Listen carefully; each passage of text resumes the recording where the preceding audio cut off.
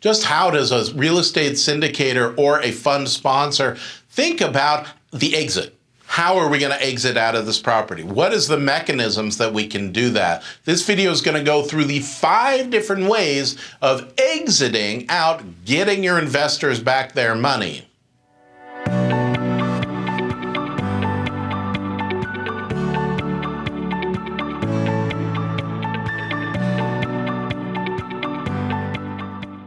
My name is Tilden Moschetti. I'm a syndication attorney with the Moschetti Syndication Law Group.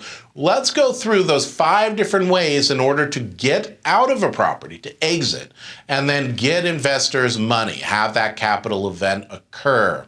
So the first way is very clear-cut. It's probably what you think of first. Well, don't we just sell the asset? Yeah, that's exactly what you do. You sell the asset. Now, when that happens, the asset gets sold, the money's sitting there, and now what do you do with it? You just follow through what you told them. Look at the operating agreement, look at the PPM, look at everything you've told them, and use that like a recipe. For example, if you've got a waterfall structure with a preferred return, it says, well, first you give investors the money back, then you give a preferred return of 8%, just making numbers up here, and then we've got a 70-30 split. So 70% goes to the investors and 30% goes to you, the sponsor. You just follow that like a clear-cut example, and then you give everybody an accounting. You're done at the end of the day. That's the most common way. So it happens that's certainly the way that you're going to plan.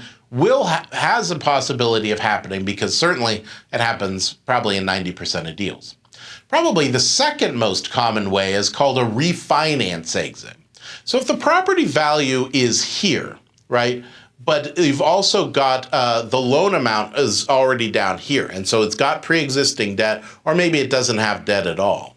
What the sponsor can do is say, okay, I'm going to go put debt on it, I'm going to put it up here, and so now I can give investors that money.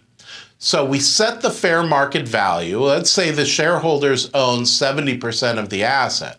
And I'm able to get, because it's such a great asset, I'm able to get a loan to value of 75%. You go to the bank, you say, give me 75% on the value of the property, and then you go back to your investors and say, look, fair market value of this is here. We have this pool of money from refinancing. Here is the money. What it essentially is doing is making it that you are the sponsor. You, the sponsor, are buying the property at fair market value. Now, this has some clear advantages. It lowers the risk of the deal going sour. It lowers the risk of it sitting around. It lowers the risk of it not trading for exactly what fair market value is. The caveat is you really want to make sure that you're doing it at fair market. As soon as you come to the investors with this idea, with this proposition of what you're going to be doing, shareholders are immediately going to be a little taken aback. They're going to be asking themselves, how do I know that I'm really getting fair market value and not getting taken advantage of? That they're not getting that property for pennies on the dollar. They know it better than I do.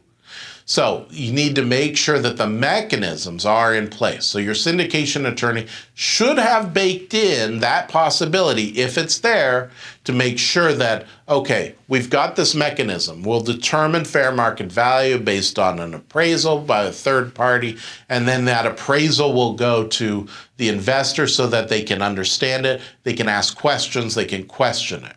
Sometimes if we perceive that the trust level might be a little bit less, we might say, and if there's a question on fair market value, the shareholders themselves can ask for another appraisal, and if it's off by more than 5%, then we can do a third appraisal and we take the average or whatever that is. So there are mechanisms in order to take care of that answer. That's a fairly common thing to bake into a real estate syndication so that those sponsors are able to basically keep that property for themselves. The third way that happens is called a recapitalization. So through recapitalization, this isn't actually a pure sale. This is changing the way that whole capital stack happens. So perhaps, let's say that the property was bought for $5 million, it's worth $5 million, and you've decided you want to recapitalize it.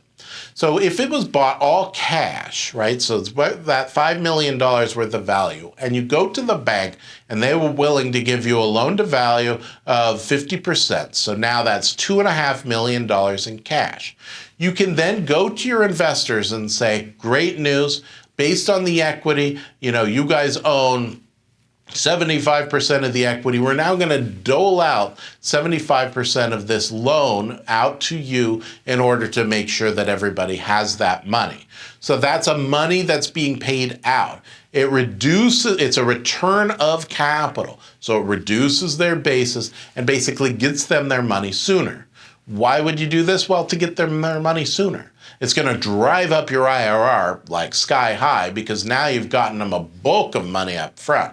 Right? So they've gotten a huge amount of value. You just want to make sure ultimately at the end of the day that the fees that you're going to pay are worth it, right? Because there's still loan fees and appraisal fees and all those things that go into a recapitalization. And you want to make sure that your investors are benefiting out of it at the end of the day. The fourth way is a way that I oftentimes get asked, and it sometimes works, but it sometimes doesn't. And that way is through what's called a 1031 exchange. Now, if you're in real estate, you probably know what a 1031 exchange is. It's where you take an existing property and you exchange it for a like-kind property, replace the debt, replace the money, things like that, and then you don't have to pay any gains. So the gains tax never happens. It doesn't trigger that. Now, the reason I say it sometimes works and sometimes doesn't is because as an entity, as this investment entity, it can act just like you as a person. It can do this thing where it's going into another property.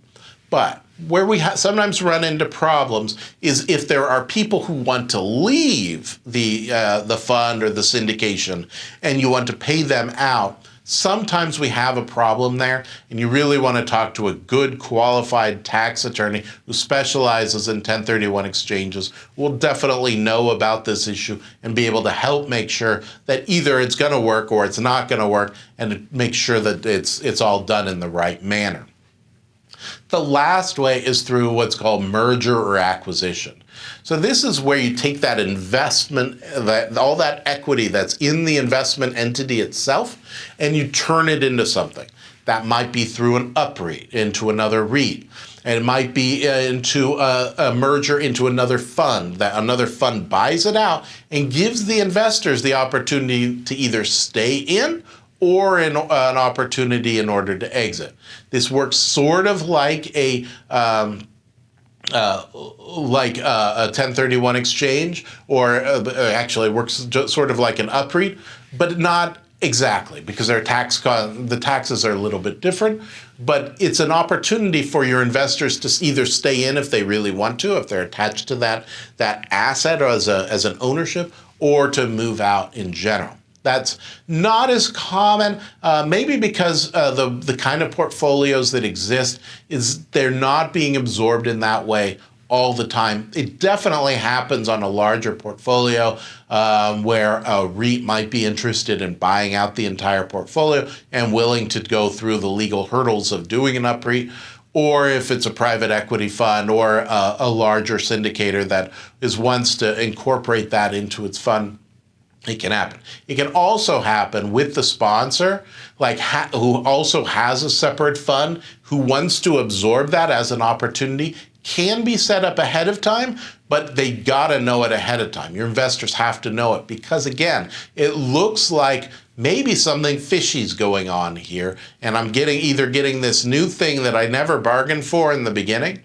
So you want to make sure that your syndication attorney has baked in that possibility into the PPM, into the operating agreement, so it's there. So at the end of the day, if there's any question and your investors start asking you why you're doing it and on what basis you can do it, you can point to them and say, this is why, and this is why it's a good thing. My name is Tilda Moschetti. I am a real estate syndication attorney. with the Muschietti Syndication Law Group. We specialize in Regulation D, Rule 506B, and Rule 506C offerings for real estate syndicators, real estate investment funds, businesses, really anyone who's trying to raise money. They want to take investor money and be able to use it in order to make them more money and make the sponsor you as more money as well. That's who we help. Give us a call if you'd like to meet and discuss your project and see if there's a good fit between what you're looking to do and what we offer.